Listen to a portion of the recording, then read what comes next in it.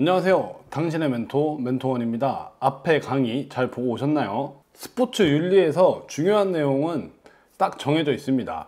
저희가 앞에 강의에서 그 내용을 한번 분석해 봤잖아요. 그게 가장 중요하십니다. 스포츠 윤리라는 과목이 어렵게 생각하면 정말 한도 끝도 없이 어려워질 수 있는 과목입니다. 왜냐하면 철학을 다루고 있기 때문에 이 철학적인 내용은 엄청 깊고 어렵습니다. 그렇지만 우리는 지금 시험을 공부하는 거고, 시험 문제를 푸실 때는 우리가 지금까지 했던 경험들, 그리고 상식적으로 생각할 수 있는 옳은 일들, 도덕적인 일들을 생각하신다면 문제를 수월하게 푸실 수 있을 거예요. 스포츠 지도사 2급 필기 공부법을 아직 안 보신 분이라면 밑에 더보기란과 고정 댓글 확인해 주시고요. 강의 시작하기 전에 구독과 좋아요 부탁드릴게요. 이제 스포츠 윤리에서 아주 중요한 윤리 체계에 대해서 시작해 보도록 하겠습니다. 자, 윤리 체계는 이제 여기서부터 좀 중요할 수 있습니다. 이게 윤리 체계가 크게 3개가 있는데 1번은 결과론적, 2번은 의무론적, 3번은 덕론적이에요. 그래서 요 3가지는 좀 잘 알아두셔야 합니다. 이건 거의 문제가 100% 나올 거예요. 자, 이제 그래서 결과론적 윤리체계부터 먼저 살펴보도록 하겠습니다. 결과론적 윤리체계는 이 제목에서 보다시피 결과가 중요한 거예요. 결과론적 사고방식. 뭐 앞에 과정은 다 필요 없고, 그래서 내가 잘 됐어 그러면 끝인 거예요. 내가 뭐 앞에 술 먹고 담배 피고 뭐 놀다가 경기 나가서 이겼어 그럼 끝인 거야. 약간 그런 것들이고, 이거는 이제 학자로 오게 되시면 공리주의란 게 있어요. 공리주의적 관점이 결과론적 윤리체계로 연결됩니다. 공리주의는 최대 다수의 최대 행복이에요. 많은 사람들이 행복하면 그게 좋은 거예요. 그래서 자, 많은 사람들이 행복한데 소수는 불행할 수도 있잖아요. 그래서 이렇게 소수가 희생됩니다. 그 예를 보면 스키장을 뭐 골프장이나 스키장을 만들려고 하는데 거기에 많은 사람들이 이제 이주를 해야 되는 거죠. 그런데 올림픽을 하잖아요. 그러면 우리 전 국민이 행복하겠죠? 그러면 공리주의적 관점에서는 그 스키장을 지어야 하는 겁니다. 이런 게 이제 결과론적 윤리체계입니다. 결과론적 윤리체계는 앞에 과정이나 이런 것들 다 무시하고 결과만 좋으면 된다. 그래서 이거를 도덕적으로 보면은 결국 선한 마음을 가지고 행동하는 게 중요한 게 아니고, 딱 결과가 나왔을 때 이게 잘 된 거, 뭐 선한 일이라면 그건 좋은 거예요. 이렇게 이해해 주시고, 두 번째는 의무론적 윤리체계입니다. 의무론적 윤리체계는 행위가 도덕 규칙을 따르는가. 그래서 얘는 결과가 중요한 게 아니고 내가 어떤 마음으로 했는지가 중요한 겁니다. 어떤 마음으로, 그러니까 어떤 마음이냐면 착한 마음이겠죠. 착한 마음을 학문적인 용어로 풀어내면 이런 도덕 규칙이라는 말이 됩니다. 그래서 이 윤리론적 의무체계는 결과가 좋아도 행동의 의도가 나쁘면 나쁜 것이고, 결과가 나빠도 행동의 의도가 좋으면 좋은 거예요. 그래서 내가 친구를 선한 마음으로 도와줬는데 그 친구가 잘 안 됐어요. 그래도 의무론적 윤리체계에서는 좋은 거고, 결과론적 윤리체계에서는 안 좋은 거겠죠. 이게 약간 이렇게 상반되는 겁니다. 그래서 여기에서는 이제 칸트가 나오고 정언명령, 보편성의 원리, 이런 것들을 기억해 주시면 됩니다. 그래서 선의지, 요 단어까지 알아두세요. 그러니까 의무론적인 윤리체계에서는 칸트가 나오고요. 여기 선의지, 정언명령, 보편성의 원리. 사실 칸트가 이렇게 짧게 정리되는 건 아니에요. 이게 칸트의 철학만 가지고도 평생을 연구하시는 분들이 있어요. 그렇기 때문에 우리는 근데 지금 그런 연구를 하려고 하는 게 아니고 시험을 보려고 하는 거기 때문에 그냥 이 단어는 잘 이해가 안 되셔도 그냥 외우십시오. 어쩔 수 없습니다. 이번에는 덕론적 윤리체계에 대해서 알아보도록 하겠습니다. 갑자기 덕이란 말이 나오니까 약간 동양 철학 같잖아요. 동양 철학, 동양 사상이라고 하는데, 이거는 동양이 아니고 아리스토텔레스라는 아주 유명한 철학자가 얘기한 것에서 따온 겁니다. 이거는 이제 사람의 초점을 맞추는데, 그런데 중요한 게 있어요. 사람이라고 생각하면 일단 일반적으로 우리 같은 평범한 사람들을 생각하잖아요. 평범한 사람들 생각하는데, 이 평범한 사람들이 초점을 맞추는 게 아니고 성인의 초점을 맞추는 거예요. 나이가 많은 성인이 아니고 진짜 뭔가 깨달음을 얻은 성인들 있잖아요. 뭐 예를 들면 부처라든지 뭐 예수님이라든지 이렇게 좀 한 차원 더 높은 단계로 올라가 있는 분들 있잖아요. 그런 분들을 기준으로 행동을 해야 된다는 겁니다. 성인들이 하는 행동을 하는 것을 뜻하는 거예요. 그래서 여기서는 덕은 좋은 행위를 하려는 수단, 이렇게 생각하시면 되고, 여기서 좋은 행위라는 건 성인들이 할 법한 행동이고, 그런 행동들을 하게 되면 덕이 있는 사람이 되는 겁니다. 그래서 요건 미덕과 악덕을 구분해요. 미덕과 악덕을 구분하는데, 이 미덕과 악덕이란 게 구분하기가 좀 애매할 수가 있어요. 그런 단점이 좀 있고, 그 다음에 스포츠 조직 같은 조직에서는 이 미덕과 악덕을 좀 더 구분하기가 어렵죠. 설명하기가 어렵습니다. 그래서 이 지금까지 3가지 윤리 체계에 대해서 공부를 했는데, 이거는 꼭 알고 계셔야 합니다. 결과론적 윤리 체계는 과정이 중요하지 않고, 과정이나 의도가 중요하지 않고 결과가 중요해요. 그리고 의무론 쪽에서는 과정과 의도, 이런 것들 결과가 중요한 게 아니고 의도가 중요해요. 선한 마음을 가지고 했는지 안 했는지가 중요하고, 여기에서는 칸트가 나옵니다.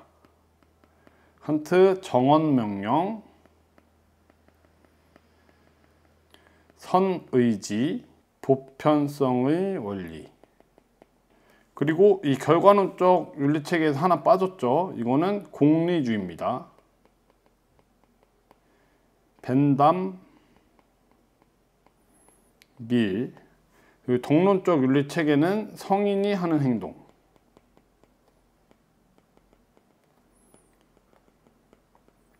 사람에게 초점인데 이 사람은 성인이라는 거. 그리고 아리스토텔레스. 이렇게는 기억하고 계셔야 합니다. 이 정도는 기억하고 있어야 돼요. 깊게 파고 들어가면 정말 끝도 없습니다. 이 학파들하고 철학을 깊게 파고 들어가면 끝이 없는데, 우리는 시험을 위해서 공부하는 거니까 요 정도만 딱 알고 가시면 됩니다. 이제 여기서 동론적 윤리체계까지 큰 줄기, 중요한 부분들은 했고요. 그 다음에 이제 배려윤리라는 게, 요게 시험에 나왔었는데, 이 길리건과 나딩스라는 사람이 얘기한 거고, 사실 이런 정도의 문제는 나왔을 때 이런 개념들은 나왔을 때 틀리라고 내는 문제예요. 사람들이 다 100점을 맞으면 안 되잖아요. 변별력을 좀 줘야 되기 때문에 좀 틀리라고 내는 문제고, 혹시 기출문제를 푸시다가 이 문제를 틀리셨다 그래서 너무 낙심하지 마시고 이제 살짝 알고 있으시면 됩니다. 근데 이것들도 잘 찍으면 맞출 수 있습니다. 그런 찍는 방법이나 뭐 문제를 푸는 방법은 또 나중에 한번 해드리도록 할게요. 자, 길리건, 나딩스. 이 배려 윤리는 말 그대로 배려예요. 배려라는 게 뭐죠? 남을 뭔가 이제 배려해 주는 거잖아요. 그거예요. 다른 사람을 배려하는 거. 그런데 여기서는 사람만 생각하지 마시고 다른 사람의 의견을 배려할 수도 있고, 뭔가 동물을 배려할 수도 있습니다. 그런 것까지 다 포함한 게 이 배려 윤리고, 이 배려 윤리에서는 다른 사람을 배려하고 더불어 살아가려는 자세로 살면 도덕적으로 바람직한 덕목이 된다고 해요. 당연히 다른 사람을 배려를 해주면 그 사람이 굉장히 도덕적인, 양보하고 배려하는 거기 때문에 그 사람이 도덕적으로 살 수 있겠죠. 그렇습니다. 이 전까지 세 가지 윤리 체계는 서양에서 나왔던 윤리 체계고요. 그리고 이제 이번에는 동양 사상과 윤리 체계를 좀 알아볼게요. 동양 사상도 마찬가지로 내용이 굉장히 많습니다. 이거를 이렇게 짧게 요약한다는 것 자체가 사실은 말이 안 돼요. 혹시라도 뭐 더 관심이 생기신다면 추후에 시험 끝난 후에 또 찾아보시고 공부해 보시는 거 추천드리고, 자, 여기서는 유교, 도교, 불교 이렇게 볼 거예요. 그래서 유교에서는 공자, 맹자, 도교에서는 노자, 장자, 불교는 그냥 통으로 보겠습니다. 자, 공자는 일단 10가지 덕을 이야기합니다. 인의, 효, 우, 충, 신, 관, 서, 공, 경 이렇게 10가지를 얘기를 하는데, 이 중에서 우리는 일단 인만 알면 돼요. 인, 어질 인 이것만 아시면 됩니다. 그래서 이거를 스포츠에 적용시키면 수단과 방법을 가리지 않고 경기에 승리하는 것이 아니고 정정당당하게 승부에 임한다. 이게 어떻게 보면 스포츠맨십, 뒤에서 나올 스포츠맨십과 좀 관계가 있겠죠. 딱 문장만 들어봐도 그렇죠. 그래서 공자는 어질고 약간 이런 스포츠맨십이다. 이 정도 알아두시고, 그리고 맹자는 이 네 가지를 강조합니다. 인의, 예지, 그리고 4단 7정. 문제에서는 4단이 나왔었고요. 이 4단에 대해서는 한 번씩 검색해 보세요. 저는 이해하기 쉽게만 알려드리겠습니다. 측은지심은 측은한 마음이에요. 수호지심은 의롭지 못한 마음을 싫어하는 거고, 착하지 못한 마음을 싫어하는 거예요. 사양지심은 겸손이에요. 그리고 시비지심은 판단력, 옳고 그름을 판단하는, 가리는 그런 능력을 시비지심이라고 합니다. 그래서 맹자는, 유교에서 맹자는 인의예지, 그리고 4단 7정 이렇게 알아두시면 되고, 이 4단은 한번 검색해서 한번 보고 가시는 걸 추천드립니다. 이번에는 도교를 보겠습니다. 도교는 노자와 장자가 있어요. 이 둘 다 스승과 제자이고, 이 도에 집중했어요. 이 도는, 여기서 얘기하는 도는 천지만물의 근본 원리라고 했습니다. 이 갑자기 근본 원리가 무슨 도야? 이렇게 현대적으로 생각할 수 있는데요. 이게 천지만물의 근본 원리가 철학에 있어서 매우 중요한 문제였어요. 원래 인간이란 게 종교가 옛날에 많았거든요. 그래서 뭐 비가 오고 바람이 불고 계절이 바뀌고 이런 걸 원래 다 종교로 설명을 했었다고 합니다. 그런데 인간의 이성이란 게 발달하기 시작하면서 그때부터 이 세상의 근본은 뭘까? 근원 물질은 뭘까? 이렇게 계절이 변화하는 이유가 뭘까? 그런 걸 찾기 시작했어요. 그러면서 철학이란 게 발전하기 시작해요.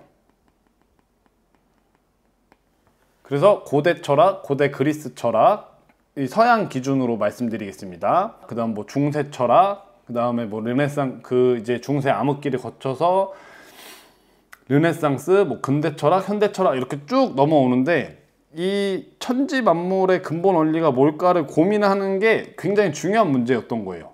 그래서 이 장자, 이 도교에서는 그것을 이제 도라는 걸로 얘기를 하는 겁니다. 그래서 요게 조금 이 생각을 한번 가지시면, 그래서 이 사람들이 이런 거를 공부하고 생각하고 했구나 라고 생각하실 수 있을 거예요. 저도 이런 얘기를 듣기 전까지는 뭐 이런 거를 고민하고 있고 뭐 이런 말도 안 되는 소리를 하고 있나 이렇게 생각했었거든요. 근데 지금 제가 설명드린 철학과 종교가 아닌 인간의 사유로, 이성적인 논리로 이렇게 얘기한다는 게 굉장히 중요한 포인트가 되는 겁니다. 그러면서 이 도가 현실 속에서 만들어지는 것을 덕이라고 하고, 이 덕은 자신의 본질을 아는 데서 이루어지는 건다고 해요. 이게 약간 성선설이랑 비슷하잖아요. 근데 이 노자는 성선약수, 사실 이 노자에서는 성선약수를 잘 기억해 주시면 되고, 성선약수는 물과 같이 사는 거예요. 그냥 큰 흐름에 이렇게 물이 이쪽으로 흐른다면 여기에 역행하지 말고 그대로 실려서 살아가라는 뜻이에요. 그래서 마음을 비우고 사는 거죠. 그리고 이번에 이제 장자인데, 장자는 이 노자의 제자예요. 그렇기 때문에 같이 도를 얘기했고, 이 장자는 좌망과 심재라는 두 가지 키워드가 있습니다. 좌망은 그러니까 앉을 좌 같은데 앉아서 생각을 하는 거예요. 좌망은 앉아서 생각하는데 여기서 조용히 앉아 모든 것을 잊고 무아의 경지를 드는 것. 그래서 좌망은 지금 그냥 우리가 생각하기 쉽게 명상이라고 생각하시면 좋을 것 같아요. 연상을 해서 이렇게 이해를 하시면 좋을 것 같습니다. 심재는 이 무아의 경지에 들면 잡념이 없는 깨끗한 마음 상태가 되잖아요. 그래서 좌망과 심재, 이 명상을 하면 깨끗한 마음 상태가 되겠죠. 그래서 좌망과 심재 이렇게 알아두시고, 이번엔 불교를 가보겠습니다. 자, 불교에선 해탈, 이렇게 해탈과 연관되어 있는 게 좀 많습니다. 팔정도라는 게 있고, 뭐 이렇게 팔정도가 있습니다. 그리고 불교는 약간 페어플레이랑 좀 연결이 되고, 또 동양 철학은 이 서양 철학보다 조금 더 스포츠랑 연관 짓기가 쉽지는 않은 것 같습니다. 그래서 이거 문제를 풀어보실 때 한번 어떤 식으로 나오는지 한번 잘 파악해 보시고, 그런 스타일이구나 라는 거 인식해 주시면 될 것 같습니다. 자, 여기까지 우리가 스포츠 윤리라는 거에 기초적인 내용을 다뤄봤어요. 그런데 이 단원에서 문제가 많이 나옵니다. 그래서 이 단원은 꼭 공부를 잘 하고 가시고, 생각보다 내용이 그렇게 많진 않잖아요. 그래서 요거는, 이 단원은 특히 이해를 잘 하고 암기를 좀 잘 하시고 시험장에 가시는 걸 추천드리도록 하겠습니다. 요 단원만 잘 알아도 한 5개 정도, 우리가 문제 본 게 5개였잖아요. 5개 정도는 맞출 수 있는 거예요. 그렇기 때문에 꼭 이 단원 잘 공부해 주시고요.